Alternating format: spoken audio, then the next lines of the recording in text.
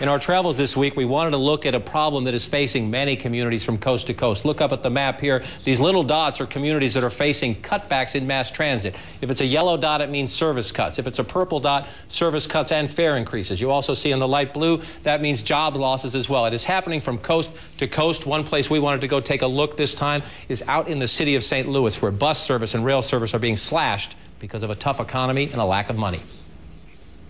Stuart Falk is first up the lift. Wife Diane next. Strapped in for a 45-minute, 3-day-a-week commute. All right, $8, thank you. No problem. That takes them to the gym and a community theater group. It is their lifeline, and it is being eliminated effective Monday. Being in prison, that's what it's going to feel like. It's going to feel like being punished for something we didn't do, being held back from the things we love, and at no fault of our own.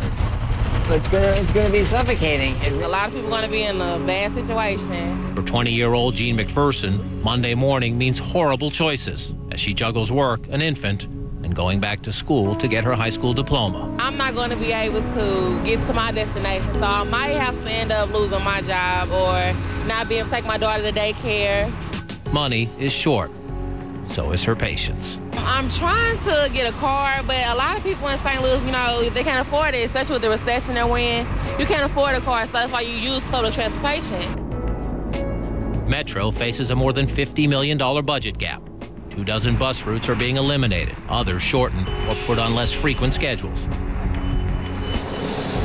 Light rail is also being cut back, leaving riders in the working-class communities surrounding St. Louis, like Darren Barrow, asking, why me?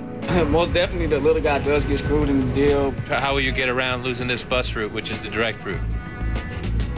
I really don't know yet. I mean, I really haven't came up with a plan. The funding gap has local roots. St. Louis County voters rejected a modest tax hike to help the Metro system. Local officials like County Executive Charlie Dooley thought it would pass, but say voters suddenly got stingy just before the November election as the stock market tumbled and Washington bailed out big financial firms. This entire community is going to be impacted, and I don't think we realized it at the time that we had this vote. It's about jobs. It's always about jobs.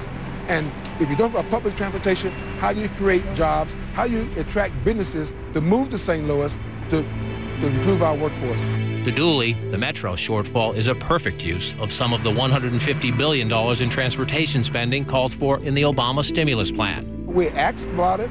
They told us we can't do it. Mass transit slice can be used to buy new buses or to build new rail lines, but it cannot be used for operational expenses, like keeping existing routes in service. No, I don't think that's right. Of course that's not right. I mean, at the end of the day, it's about creating jobs and opportunity. That's what public transportation. It just comes down to money. 16 years experience protects John Crossland from the 500 jobs Metro is slashing, along with its services. That's got to be tough. It is. In a bad economy to be.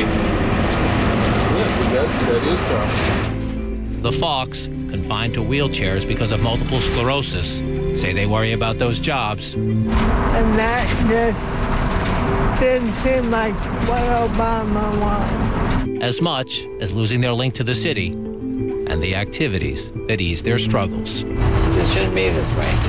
I never realized before how delicate our lives were.